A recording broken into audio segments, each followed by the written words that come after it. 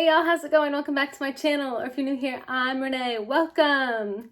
Today we're going to be going over my holy grails, which I'm going to define as what I would repurchase immediately if I lost my whole makeup collection. What would be the things that, the one thing in each category that I would say, okay, I need this. And I try to be really hard on myself and make it one thing in each category. And because I've mentioned this so many times, I'm exhausting myself with this, but because I have now transitioned to being vegan and cruelty free, I'm only going to include things in the Holy Grail that are vegan and cruelty free. Even if I like something else better than it in my collection, I wouldn't go out and repurchase it now if I lost all my makeup. So that's what my definition of Holy Grail is going to be. And I did try and pick out something for every category, but if I miss them, let me know, be nice. Okay, so first up, I'll do primer. And I only recently got really into primer. Before that, I was kind of oh, primer doesn't really do anything, you know? So I recently started to look into it and explore. So I actually have kind of a large collection of highlighters that fit my criteria, but this one is my favorite, the Ordinary High-Spreadability Fluid Primer. This is so nice. It feels really silicone-y when you put it on. I also have the Hide Here and Silicone Primer. I don't like that one as much. I think this one is really, really nice if you have dry skin. I have dry skin, and I think that it provides a really nice base that, if you can see, fills in your pores without making your makeup look unnatural. I don't know, I feel it is kind of a beauty filter for the face before I put on any makeup, which was really nice. I haven't used that much of it, but every time that I've used it, I've been so impressed with how it's sat on my skin and how my foundation has gone on my skin that I would immediately go out and repurchase this if I lost it. In terms of eyeshadow primers, I'm kind of boring. This is very old beauty YouTube. I haven't strayed once from this. The Urban Decay eyeshadow primer potion, the anti-aging one. The regular one is not vegan, and the anti-aging one is, I don't know what property. I haven't done research into why that is, but I think that this does do a good job of ensuring that my eyeshadow lasts for longer. Maybe not necessarily is more vibrant, but I can tell a significant difference with any eyeshadow that I've used thus far when I use this primer and when I don't. I'm definitely a big believer in eyeshadow primer. I'm not oh, you can put concealer on and it's the same. I don't think it's the same. The one thing I will say, this doesn't it's somewhat clear in opacity when you put it on. So if you have very veiny eyelids, if you're trying to hide it's gone. If you're trying to hide discoloration, it won't do that. You probably need something a little bit thicker, or not thicker, but more pigmented. But for my purposes, I really like it, and I can definitely tell a difference when I use it and when I don't. So I would 100% pick that back up if I'm restarting my makeup collection from scratch. Next, I have my foundation, and this one was kind of tough because I feel I have different foundation moods. Sometimes I'm in the mood for a tinted moisturizer kind of coverage. Sometimes I'm in the mood for a full coverage, you know? But I think if I had to just be strict and pick one base product, foundation or tinted moisturizer or BB cream, whatever, I would pick the Ilia True Skin Serum Foundation. And this is because this is pretty lightweight. It looks really natural. It looks really nice on the skin. It's buildable. So I think when it first goes on, it's not terribly full coverage. You can still see, I'm not wearing it today, but just for reference, you can still see these freckles when I put it on. So it's not terribly full coverage. You can see they would be fairly easy to cover if it was a high coverage foundation. But you can also build it up. So I think it would be good, easy to sheer out, mix with moisturizer if I had nothing else and I wanted to wear this on a light coverage day or on a more full coverage day when I was going out or something. I think that this would fit the bill. And I've really enjoyed it. It looks really natural on the skin. It doesn't emphasize texture on me. Again, I have dry skin, so I don't know if that impacts it, but this would be what I'd pick up for a base product. For concealer, this was tough because I don't actually have a whole ton of vegan, cruelty-free concealers that I love. In fact, the concealers that I really love are they're this Maybelline Dream Touch Lumi, Dream Lumi Touch, I don't know. This I used, oops, I got my lipstick on it. This though I used for years, and I was like, oh my god, like this is great, because I don't have super dark circles, so I just liked it to like illuminate and like kind of brighten the high points of my face and cover like what little dark circles I had. But I haven't been able to find anything quite like this yet that fits my new criteria. I am keeping my eye out. But so that being said, I don't have a concealer I super love, but I do have a concealer that is my favorite in my collection and that I have repurchased and I have recommended to friends. That's the NYX Can't Stop Won't Stop. I know this is like so old beauty YouTube, like this is not a new innovative product that I'm like, hey guys, have you ever heard of this because it's amazing? No, this is pretty old. This was like a favorite years ago. I still really like it. I actually really like it. I think it's really nice. I like the formula. I like the way it sits on my skin. It doesn't emphasize the wrinkles that I have under my eye, because I do have wrinkles under my eye. It doesn't emphasize it the way other concealers do. It's a nice concealer. Is it like so nice that I'm like, yes, I found it, I'm not going to test anymore? No, but is it doing the job and fits my criteria for what I need it for right now? Yes. So that's why it's my holy grail for concealers. All right, and then moving on to bronzer. This was kind of tough. I actually don't have like a significant bronzer collection. That's for how much I love bronzer, and trust me, I love bronzer. I wear way too much of it. I actually don't have that many, which is a good thing. I'm not trying to like just run out and buy a bunch of bronzers, but one thing I might do, I realized I don't have even a Cruelty Free powder bronzer. All of my powder bronzers aren't even cruelty free, so I couldn't pick one of those. I don't have something I would run out and repurchase. There's stuff I'm interested in. Actually, there's not even stuff I'm interested in. People should put out more exciting bronzers. Anyway, I don't have a cruelty free vegan bronzer that's powder, but I do have it in creams, and I have the Fenty cream one and the Milk Makeup cream one. So honestly, either one of those, like, I really enjoy. Like, I have no complaints about either. But if I had to repurchase one, it would probably be the Milk Makeup. And I have the little mini size here. I think the mini size, honestly, is all you need, because it is a cream that is going to go bad sooner than powders. And there's so much product. You don't use that much product when you put it on, so there's so much product in here. And if I've learned anything from my Project Pan, trying to pan that MAC bronzer, trust me, get a mini size when available. But I really like this. My friend Brianna, she has this too. She doesn't like it. She thinks it makes her look really orange, so that definitely is of note. I, however, don't have that problem. I think it lasts long, it blends easily, a little goes a long way, and I really enjoy the color on me. I actually think it doesn't make me look terribly orange. Maybe it does, and I just can't see it for myself. That's definitely a possibility. But I really like it. So this is what I would repurchase for a bronzer if my whole collection went away. For blush, I actually do have a powder and a liquid, and they're both ones I'm really passionate about. The blush, my M Cosmetics Heaven's Glow blush, shade Magic Hour and shade Faded Clementine, but I guess if we've got to pick one, I'd pick Magic Hour. I think this is my ideal blush formula. I cannot believe how beautiful this is, and I don't see this talked about hardly anywhere. So finally, I've broken out of old beauty YouTube, and we're forging ahead, forging our new paths. I don't know. I just think it's absolutely beautiful. It is like fairly sheer, and I don't think it would work on all skin tones by any stretch of the imagination, and I hope that they are doing something about that and coming out with more shades. Yes, you can't even see it up here, but it's just so beautiful. Like, the sheen is beautiful, the color is beautiful. I think it's fairly neutral, so you could wear it with like a lot of looks. If every other blush in your collection disappeared, then at least you would have something that you could pair with a lot of looks, and not something that kind of gets pigeonholed into like one style, you know what I mean? And I think that, yeah, the formula is excellent. What can you say? It's a great blush. I like blushes that are more sheer typically, because I like being able to control the amount that goes on easier. I find that when a blush is too pigmented, sometimes I may accidentally get too much pigment concentrated in one area of the face, and it can be very difficult to blend out.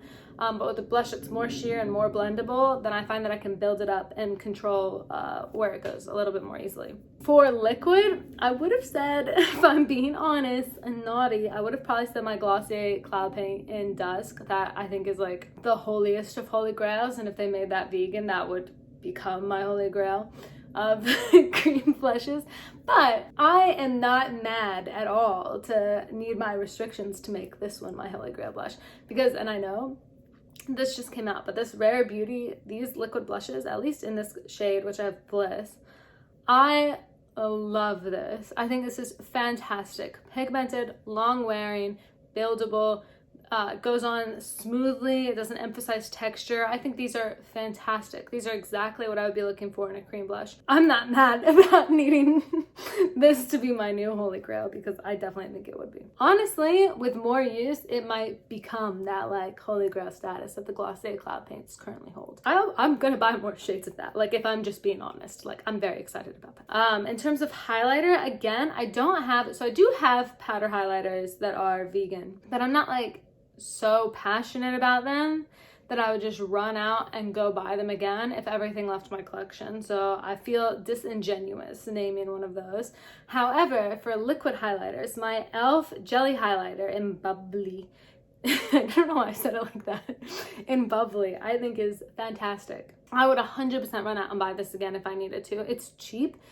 Well, it's not cheap. It's affordable. It's beautiful. The glow is somewhere between super sparkly and obvious and lit from within, which I think is like perfect for most of my occasions that I wear cream blush. I can't get over it. I don't think it emphasizes texture that aggressively on myself. Then again, I don't have a terrible amount of texture here anymore. I can't speak to that as much anymore, but I really enjoy it, and I would 1000% go and pick this up if my whole collection disappeared. Like, no questions. Like, I just would. Like, oh no, my ponytail's gotten messed up because I can't be trusted. What if I'm not as cute now? Am I still cute? Anyway, for powder, like just plain translucent face powder to set your face, I actually really like my Cover FX setting powder that's in my Project Pan. I'm only trying to pan it right now because I want to move on to try other setting powders, but I've been using this for years and I really enjoy it. I think it's a great powder. I think that it doesn't emphasize texture when you put it on. It's pretty invisible. It adds kind of a nice, it doesn't make your face very flat, which is something that's important to me because I have really dry skin. So something that makes my face look flat would be a negative. It still like keeps some of that skin-like finish to the face. So that would be what I would repurchase if my whole collection left me. In terms of eyeshadow, this was another difficult one. This was one that I also don't have like a whole ton of vegan eyeshadow palettes. I'd say my favorite eyeshadow formula is the Anastasia one, the Anastasia Beverly Hills eyeshadow formula.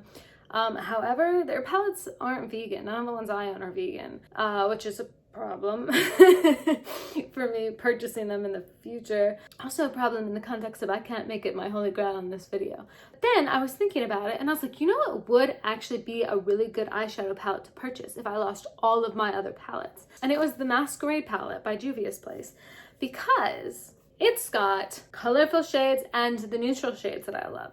Because this would be around the shades of neutrals that I really enjoy wearing. You know, we've got like reds, browns, golds, perfect for that. And then I've also got some colorful shades so that I could do some more creative looks. And it is also fairly affordable. And I think that this would actually be like a really good, if I had to pick one to keep, I don't have to pick like, do I want to do neutral or crazy looks for the rest of my life? That was actually like, for something that I had to think about, which for most of these products I didn't have to think about. I was just like, yeah, that one. But for what I had to think about, I'm actually pretty satisfied. I think that this is actually a really good choice in that situation. In terms of eyebrows, I would repurchase my NYX Micro Brow Pencil. I can't say these words. The NYX Micro Brow Pencil in the shade Taupe. I think that this is an excellent brow pencil. I don't think that you need to spend more money than NYX on a brow pencil. I think that the Anastasia ones are great. I love them. I've got one right here. But like, do you need this, or can you save your money and go for the cheaper option that does the exact same thing? I will say, I don't know in terms of like shade range. Like if you had a perfect match in Anastasia, are you gonna find a perfect match in the next one? I'm not sure. I wear taupe in both. So that's really easy for me. Let me see if I can swatch them. I mean, I know I can. Let me do it. Come on, don't embarrass me like this. Can you even tell which one is which? No. So the answer is don't spend any more money than NYX on an eyebrow pencil unless other circumstances cause that. And in terms of eyebrow gel, because that's very important to me, because I have these nice big bushy brows that just kind of run away and do their own thing. Like 99% of the time they're like caterpillars that kind of crawl away at my face. That's a really disturbing image. I'm sorry. Get that out of your brain. That's my bad. But to hold them as much in place as they're ever going to be, I use the Essence Make Me Brow. I have it in soft brownie brows. I'm not making that up. That is what it's called. It is so good and so affordable. When I first saw this, people were like, I can't hold on to anything today. People were like, this is a dupe for the Glossier Boy Brow. So that's why I went out and bought it, because the Glossier Boy Brow was my previous Holy Grail. But I've been using this for a few years now, maybe like a year. But I think the only thing that people like would make it a dupe is the brush is similarly sized compared to other brow gels I have that maybe have like a lot larger of a brush, more similar to like a mascara wand. But I don't think that this is a dupe for the Boy Brow in terms of formula, because I think that the Boy Brow has a lot more hold. So like on your eyebrows, it feels more like hairspray. Like it is crunchier in texture, and not necessarily in a bad way. I just think it holds them in place maybe stiffer, whereas this is a lot more of a flexible hold. Like if you were looking at like the Aussie hairspray bottles and this is like maximum hold versus flexible hold, Glossier is probably like a 3 to 4 and this is probably like a 2 like out of 5 for flexibility. But that being said, I like that it doesn't leave my brow super crunchy. I like that you can't see the brow gel on the hairs and it still allows them to kind of move around a bit, because they are so bushy. I think they do kind of need to move a bit to like make them make sense. I don't know how to describe it, but this is 100% what I would buy. Cheap, effective, up my alley. I still got so much to go through. I'm really trying. Thanks for putting up with me. For eyeliner, I would use the Rare Beauty eyeliner, the new one that just came out. I previously would have said the Stila Stay All Day, and I do really like that one as well. This one I haven't used like all the way up. I don't know how long it's gonna last. However, I've been loving the formula on this. I've been loving the ease of application, and I've been loving the fact that I don't lose the cap and my eyeliner is not going to dry out as a result. I've had this now for about a month and it's performing the exact same as the first day that I bought it. So my hopes are high for the longevity of the product. If this changes because it dries out and like the next time I use it, then I guess I'm the fool in this situation. But as of right now, I really, really like this and would recommend it. For mascara, this is a category that I really want to try more on, because I don't have a ton of vegan, cruelty-free mascaras as we stand right now, but I really want to experiment. So currently I have the Tarte's Lights, Cameras, Lashes, and I wear this every single day, and it's my holy grail for mascara because I already have long lashes. They're just not super thick, so it provides that sort of like, and they're blonde because my hair is blonde. So it provides the blackness, and it provides, you know, it's not clumpy. It doesn't make all of my lashes stick together into like one mega lash. It definitely provides the separation, and I really enjoy it. I really do. I just don't have enough like other mascaras to compare it to that could also go in this category. So this may also be open.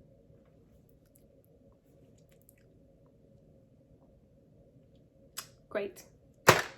This is a mess. I'm trying. I'm really trying. For lipsticks, I didn't have anything vegan and cruelty free that I was like, yes, I would go repurchase this. Like the Rare Beauty lipsticks are really nice. I can't deny that. And like the KVD vegan beauty lipsticks are really nice. I can't deny that. Are they my favorite lipsticks in my collection by any stretch of the imagination? No. My Flower Beauty lipsticks, my Becca lipsticks, those are my favorites. There's not like a single lipstick in my collection that I would say I would go out and repurchase immediately if everything else disappeared. I would really have to do some research and pick similar lipsticks to those that came in a vegan formula. And I might be on the lookout for those soon. Can you get out of there, please? No, out. Thank you. But in terms of lip glosses, this was hard, but in the opposite direction, because I am absolutely enamored with 2 of them. So let this be the one category that I could not narrow down because the only way I can think of narrowing this down is to like eeny, meeny, miny, moe it. I have my Fenty Beauty Gloss, just like the original one. It definitely has, hang on, I wore it in my last video, so I have the name up here. Did I not wear it in my last video? What was I wearing in my last video? No, I was definitely wearing this. It's, I found it.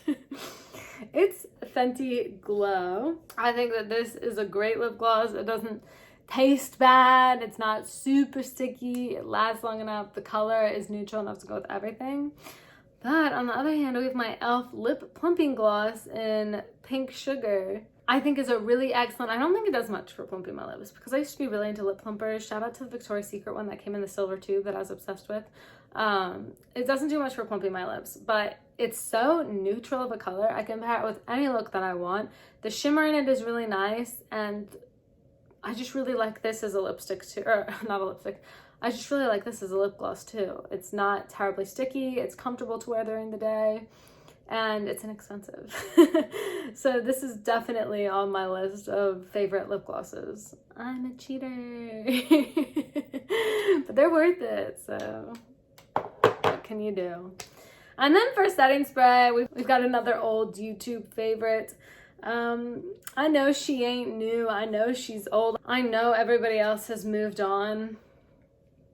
The Urban Decay All Nighter, I honestly believe is my holy grail setting spray. I've gotten other ones to try. Like I've tried the Morphe one. I'm trying the Anastasia Dewy Set one. I've tried the MAC Fix Plus. However, I notice a huge difference between if I apply this and if I don't. I think that it really, really actually makes my makeup stay on for a really long time. And I know that this is old news, but it was a cult favorite for a reason. It's still my favorite for the same reason. It's just a good product. And it makes your makeup kind of all blend together. It doesn't leave like little spots on your face from where you applied it. It's not the best like sprayer in the world. It's kind of like, it's not like the finest of fine misses like an aerosol can or like the MAC Fix Plus can. But guess what? Once you finish your MAC Fix Plus, you can just pour this inside. Pro tip. So that's what I do. That being said, this video is super, super long. Those are all the things currently that are on my holy grail list. And this is a list I want to keep updated as I try more products and see like what sort of takes the place of other products. So this is not going to be the only time I film this. Unless you guys hated it, then I guess, yeah, this will be the only time I film this. Anyway, thank y'all for watching. Let me know what your holy grail items are or what you would run out and immediately repurchase if everything in your collection left, because I want to compare it to mine. But thank you so much for watching. If you like this video, please like it. Subscribe if you want to see more of yours truly. And I will catch you guys in the next one. Bye.